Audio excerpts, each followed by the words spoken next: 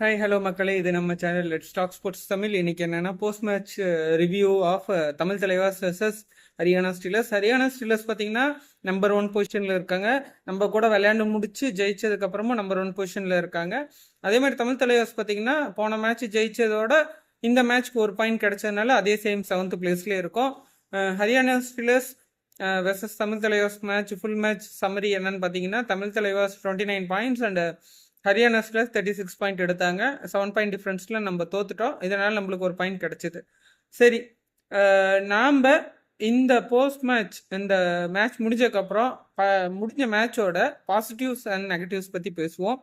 குறிப்பாக பாசிட்டிவ்ஸ் பார்த்தீங்கன்னா சேம் அதே 7 ஸ்டார்டிங் பிளேயர்ஸோட ஸ்டார்ட் பண்ணார். அப்புறம் மேட்ச் முடியும் போது சப்ஸ்டியூட் பண்ணார். இது வரைக்கும் லாஸ்ட்டு 10 மினிட்ஸ் கிட்ட வர வரைக்கும் எந்த சப்ஸ்டியூட்டுமே பண்ணல. கடைசியாக சப்ஸ்டியூட் பண்ணார், மாசானமுத்து வந்தார். அதுக்கு முன்னாடி வரைக்கும் நம்ம பிளேயர்ஸ் நல்லாவே விளையாண்டாங்க. சரி, இதில் பாசிட்டிவ்ஸ் என்னன்னு பார்த்தீங்கன்னா, டேக்கிங் வைஸும் சரி, டேக்கிள் பண்ணுறதும் சரி, டிஃபென்ஸ் பண்ணுறதும் சரி, நல்லா இம்ப்ரெசிவாக டிஃபென்ஸ் பண்ணாங்க. சின்ன சின்ன லீக்ஸ் பார்த்தீங்கன்னா போனஸ் கொடுத்தோம். போனஸ் கொடுத்துருக்கூடாது, ஆனால் போனஸ் கொடுத்தோம். இதில் பாயிண்ட்ஸ் அவங்களுக்கு ஒரு 3 to 4 பாயிண்ட்ஸ் கிடச்சிது. அதே மாதிரி பார்த்தீங்கன்னா இந்த இதில் பார்த்தீங்கன்னா விஷால் செகல் க்ரூஷியல் டைமில் எக்ஸலண்ட்டாக பாயிண்ட் எடுத்தார், ரைட் பாயிண்ட்ஸ் எடுத்தார்.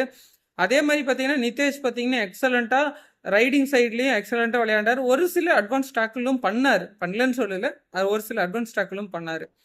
இதே இதில் பார்த்தீங்கன்னா அமீர் பஸ்தமியும் சரி, நரேந்தரும் சரி நல்ல டேக்கிள் இனிஷியேட் பண்ணாங்க. ரைட் பாயிண்ட்ஸ் வரலினாலும் அவங்களோட க்ரூஷியல் டைமில் பாயிண்ட்ஸ் அப்படின்னா இந்த டேக்கிள் பண்ணுறது, க்ரூஷியல் டைமில் டேக்கிள் பண்ணுறதும் சூப்பர் டேக்கிள் சுச்சுவேஷனுமா இருந்தாலும் சரி எக்ஸலண்ட்டாக பண்ணாங்க. நரேந்திரும் பார்த்தீங்கன்னா ரைடில் அந்தளவுக்கு பாயிண்ட் எடுக்கலாம், டிஃபென்ஸில் 2-3 பாயிண்ட்டும் எடுத்தார்.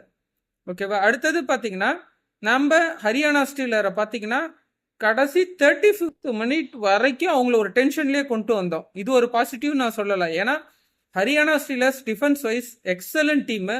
ரைடிங்கில் உங்கள் 3 பிளேயரை வச்சு தான் உங்கள் ரைடிங். ஒன்று வினய், இன்னொன்று நிதின், விஷால் தட்டேவும், அதுக்கடுத்து பார்த்தீங்கன்னா சிவம் பட்டாரேவும் வச்சு விளையாண்டாங்க. அதுக்கப்புறம் எந்த பிளேயரையுமே அவங்க மாற்றலை. பார்த்தீங்கன்னா இவங்க 3 பேரை வச்சுமே ரைடிங்கை க்ளோஸ் பண்ணாங்க. அதில் நான் சொன்ன மாதிரி பார்த்தீங்கன்னா வினய் வந்து விஷால் வந்து நிறைய டைம் டேக்கிள் ஆனார் நம்ம டிஃபென்ஸ்கிட்ட. ஆனால் வினய் பார்த்தீங்கன்னா எக்ஸலண்ட்டாக போனஸும் சரி, டேக்கிள் மல்டி பாயிண்ட் எடுக்கிறதும் சரி பார்த்தீங்கன்னா எக்ஸலண்ட்டாக பண்ணார். இதை தான் நான் சொன்னேன், என்னென்னா வினய் வரும்போது கேர்ஃபுல்லாக ஆடணும். ஏன்னா எக்ஸலண்ட்டாக மல்டி பாயிண்ட் ரைடு டக்குன்னு எடுத்துருவார், மல்டி பாயிண்ட் ரைடு. அதனால ஒரு கேர்ஃபுல்லாக டேக்கிள் பண்ணும். ஒரு சில டைமில் டேக்கிள் பண்ணாங்க, ஒரு சில டைம் டேக்கிள் பண்ண முடியல. அதே மாதிரி பார்த்தீங்கன்னா நம்ம வந்து அந்த 35th மினிட் வரைக்கும் நம்ம ஆல் அவுட் பண்ணாமல், நம்ம டீம் ஆல் அவுட் ஆகாமல் இருந்தது. கடைசியாக அந்த ஒரு மேட்டில் வந்து பார்த்தீங்கன்னா ஒரு ஈக்குவலாக இருந்தது. 28-28, 30-30, அப்படி 28-29, 30-30 அந்த மாதிரி இருந்தது. கடைசியாக பார்த்தீங்கன்னா நம்ம அந்த ஆல் அவுட் பண்ணதுனால அவங்களுக்கு எக்ஸ்ட்ரா பாயிண்ட்ஸ் போயிருச்சு. அதுவும் இல்லாமல் கடைசி ரைடுக்கு முன்னாடி ரைடு பார்த்தீங்கன்னா அவங்க மல்டி பாயிண்ட் ரைடு 2 பாயிண்ட் எடுத்துகிட்டு போனதுனால ஓவராலாக அவங்க 36 பாயிண்ட்டுக்கு வந்தாங்க. ஆனால் அந்த இடத்த நாங்கள் கேபிட்டலைஸ் பண்ணி ஆடி இருந்தோம்னா இந்த மேட்ச் நம்ம வின் பண்ணியிருப்போம், இல்லை ட்ரா பண்ணியிருப்போம். ஏன்னா ட்ராக்கு தான் போயிட்டு இருந்தது மேட்ச்சு. அந்த ஒரு பாயிண்ட் டிஃப்ரென்ஸ் கரெக்டாக அந்த ஒரு ரைடை நீங்கள் கேபிட்டலைஸ் பண்ணி ஒரு பாயிண்ட் விட்டுருந்தீங்கன்னா நம்ம சூப்பர் டேக்கிள் சுச்சுவேஷனுக்கு இது பண்ணியிருப்போம், பாயிண்ட் போயிருக்காது. அதே மாதிரி பார்த்தீங்கன்னா மாசானமுத்து பார்த்தீங்கன்னா அந்த இதை பார்த்து ஒரு ரைடு போனஸ் மட்டும் எடுத்துகிட்டு வந்திருந்தாவே போதும், சூப்பர் டேக்கிள் சுச்சுவேஷன் கொண்டு வந்திருக்கலாம். ஆனால் அது தவறிட்டார். அது இயல்பு தான், விடுங்க. அது எதுவும் நம்ம இது பண்ண தேவையில்லை. அவர் கண்டினியூஸாக வாய்ப்பு கொடுத்துருந்தா மேபி அவருக்கு பாயிண்ட்ஸ் கிடச்சிருக்கு. அதே மாதிரி மோகின் சஃபாகியும் பார்த்தீங்கன்னா எக்ஸலண்ட்டாக ரைடிங்லேயும் சரி, டிஃபென்ஸ்லேயும் சரி எக்ஸலண்ட்டாக விளையாண்டார். டீம்கிட்ட இன்னும் ஃபயர் பவர் இருக்குது, ஆனால் குறிப்பிட்ட க்ரூஷியல் டைமில் டீம் வந்து விட்டுறாங்க, கேபிட்டலைஸ் பண்ண முடியாமல் விட்டுறாங்க. நெகட்டிவ்ஸ்னு பார்த்தீங்கன்னா நாம் லாஸ்ட் 30th மினிட் வரைக்கும், கடைசி 10 நிமிஷம் வரைக்குமே நம்ம போனஸ் எடுக்கல. நம்ம ஏன்னா அவங்க உள்ளே போகும்போது மாட்டிக்குவாங்கண்ணே.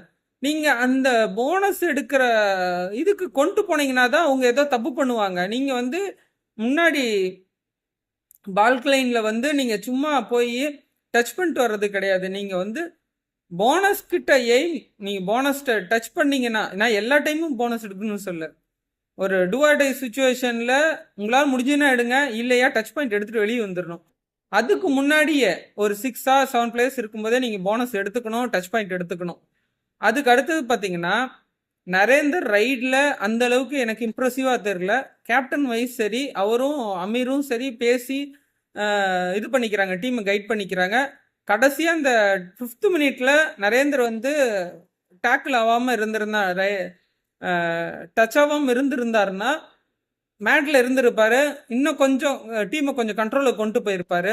அந்த இடத்துல அவர் கேப்டனாக இருந்து கொஞ்சம் ஒரு ஒரு இது திங்கிங் கொஞ்சம் தவறுதலாக பண்ணிட்டார்.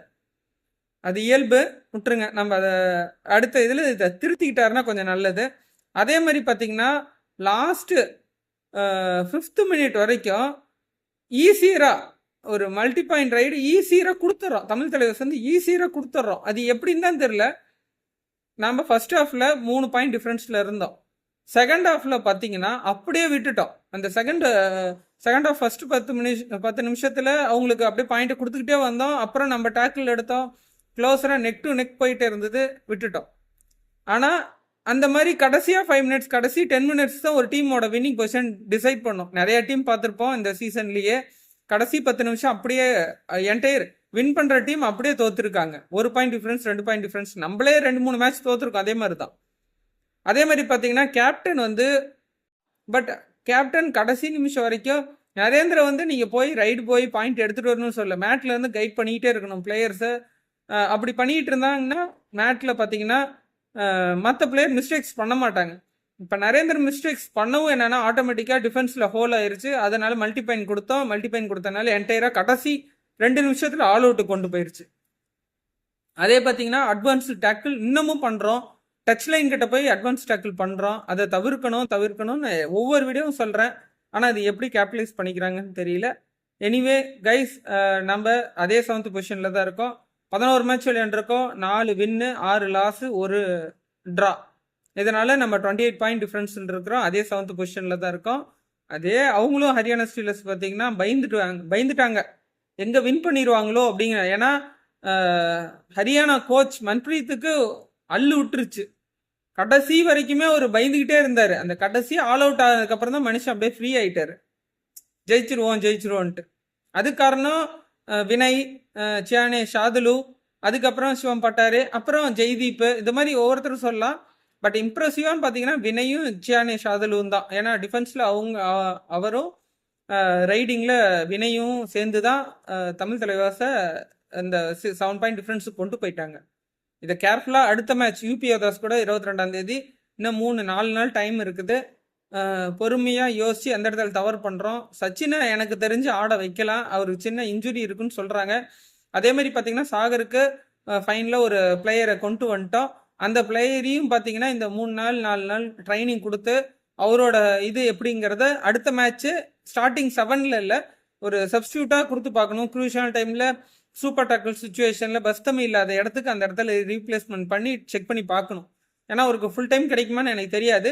பட் பஸ்தமி அவுட் ஆகிட்டு அந்த ரைட் கார்னர் பொசிஷனில் வேக்கண்ட்டாக இருக்கும்போது அவருக்கு சான்ஸ் கொடுத்து பார்க்கணும். ஏன்னா அவரும் எக்ஸலண்ட் பிளேயர் தான். அவரோட ஸ்டாட்ஸ் பார்த்தீங்கன்னா நல்லாவே இருக்குது. ஹிமாச்சலுக்காக ஆடிருக்காருன்னு நான் நினைக்கிறேன். பார்க்கலாம் அடுத்த மேட்ச் எப்படி விளையாடுறாங்கன்னு. அடுத்த மேட்ச் நல்லா விளையாடும் வாழ்த்துக்கள். இது வந்து ஒரு டஃப் டீம் கூட நம்ம விளையாண்டு க்ளோஸராக போய் தோற்றுருக்கோம். ஆனால் 7 பாயிண்ட் டிஃப்ரென்ஸுங்கிறது கொஞ்சம் அதிகம் தான். 1 or 2 பாயிண்ட்ஸில் தோற்றுருந்தா ஒரு போராடி தோத்தாங்கிறது இதுவுமே ஒரு போராட்டம் தான். கடைசியாக கொஞ்சம் லூஸ் விட்டோம். எனிவே கைஸ், நெக்ஸ்ட் மேட்ச் ஜெயிக்கிறதுக்கான வாழ்த்துறேன். அதே மாதிரி சேரானா அடுத்த மேட்ச் இந்த எரர்ஸ் வராமல் கொஞ்சம் பிளேயர்ஸ்கிட்ட பேசி, உதயகுமார் சார் நீங்களும் உங்களோட கைடன்ஸ் கொடுங்க. Anyway guys, next match first players to watch out UP யோதாஸோடது பார்க்கலாம். அதுக்கு அடுத்த மேட்ச் முடிஞ்சதுக்கப்புறம் போஸ்ட் மேட்ச் ரிவ்யூ பண்ணுறேன். அதுக்கடுத்து பார்த்தீங்கன்னா நிறைய பேர் இந்த வீடியோஸ் பார்க்குறீங்க, லைக் பண்ணாமல் பார்க்குறீங்க. Please do subscribe to this channel. Like பண்ணுங்கள், கமெண்ட்ஸ் பண்ணுங்கள், share to your friends and family members. Anyway guys, நன்றி மக்களே. வரேன் அடுத்த வீடியோவில் பார்ப்போம்.